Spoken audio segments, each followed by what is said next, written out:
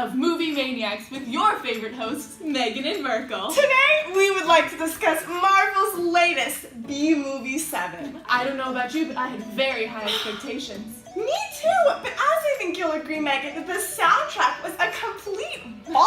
I couldn't pay attention to the plot or the characters because I was distracted by the horrible background music. Today, we would like to bring in a few experts because we simply couldn't wrap our heads around the effect music had on the entire film. More specifically, we wanted to examine the ways in which auditory processing can be used to enhance visual processing, and to compare and contrast the sound successful and unsuccessful films by looking through the lens of the soundtrack. Wow, Megan, those sound like two great goals for our learning. First up, we have Dr. Nathaniel Neugenberger III, an expert in the history of film soundtracks, here to share a small passage from his latest book, Dr. Nathaniel Neugenberger III, an expert in the history of film soundtracks. Wow, let's take a look.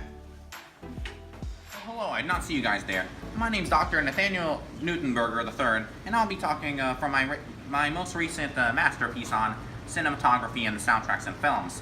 So let me begin by telling the story of the history of film soundtracks. So, in cinema, there was a soundtrack well before spoken words. The silent film era between 1894 and 1929 introduced viewers to live, unsynchronized piano and orchestra music to fill the background noises and give the viewers a sense of immersion into the film. The pianists would often incorporate songs everyone was familiar with, and they experiment with different tempos and speeds to set the mood of an individual scene. After the silent film era, films with spoken dialogue, often called talkies, became much more popular, and the music began to be incorporated into the films themselves.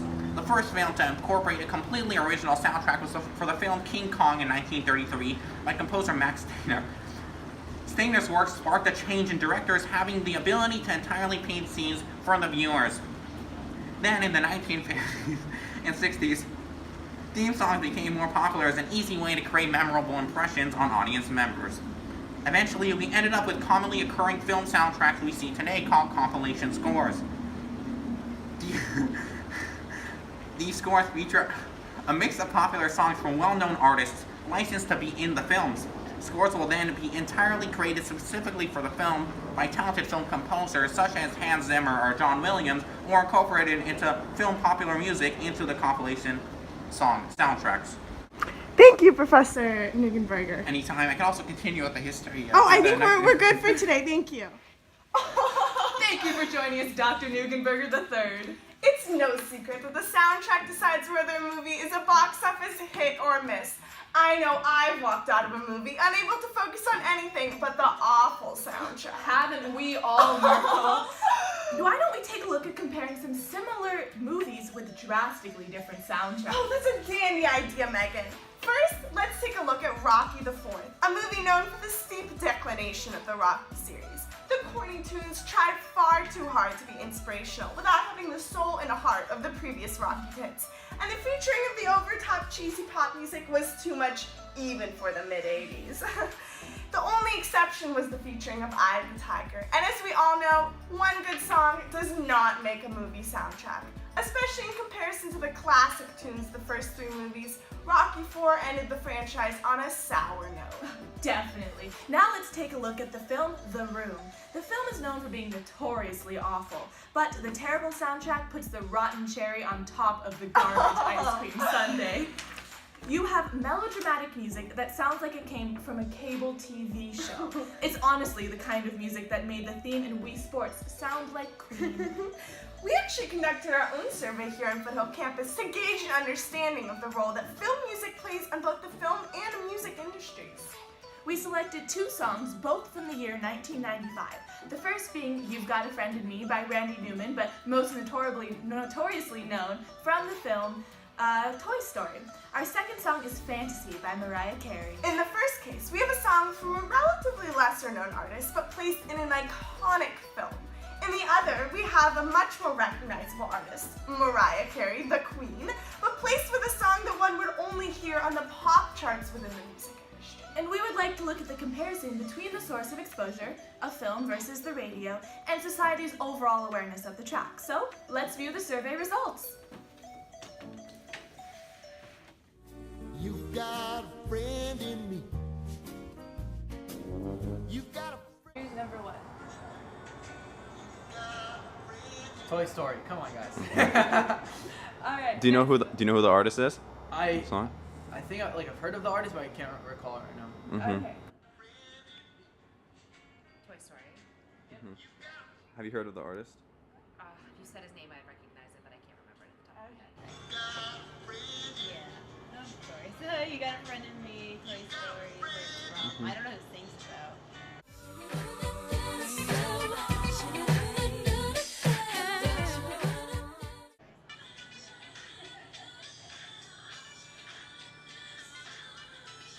sounds familiar. But I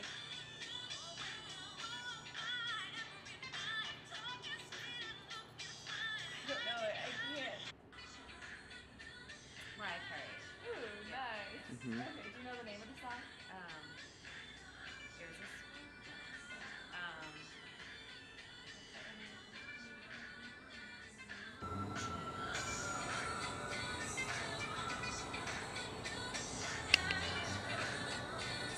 Have you heard the song before?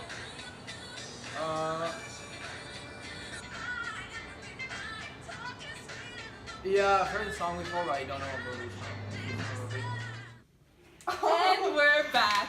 As you can see, while most individuals were much more familiar with Mariah Carey's name, they were able to recognize the track from Toy Story almost instantly, whereas, granted they knew the song at all, fantasy took some thinking. Now, another aspect of film music, which we find very intriguing, lies in its ability to set the tone and control an audience's feeling, even beyond that of the actors. So, we're going to bring in another expert to fill us in. Please welcome Dr. Thomas Tiddlywinkle, a psychologist specialized in the emotional impact of music. Hello, I'm Dr. Thomas T. I am sitting in front of my favorite flick, a big bowl of popcorn in my lap, laughing like there is no tomorrow. All of a sudden, I feel tears welling up in my eyes. Why does this happen? Is this shift due to some weird soundtrack voodoo magic? Well, music definitely serves as a controlling method, equally important as the visual presentation of the film. Music and auditory stimuli in general are directly involved in triggering many parts of the brain.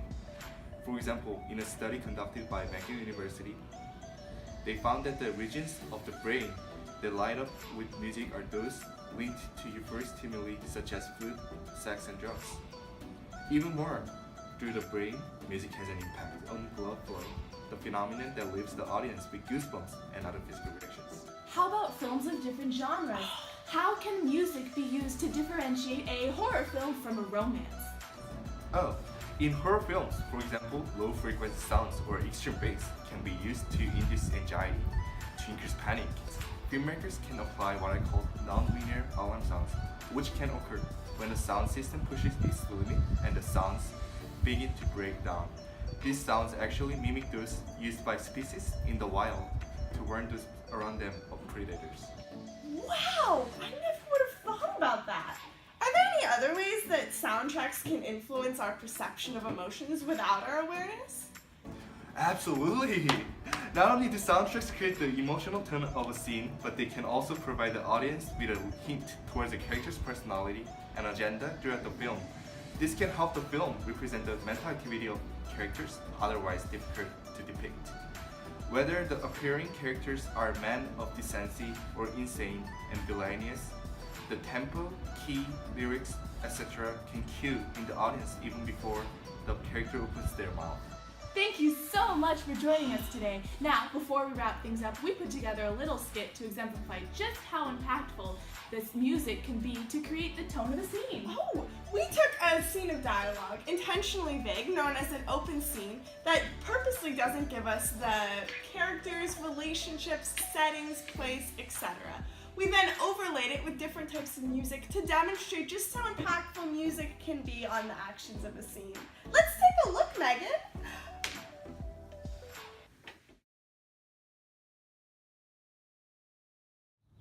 You don't believe that? No. What are we going to do?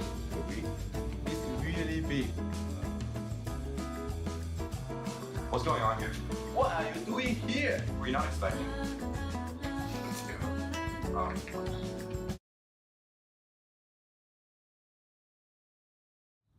you believe that? No.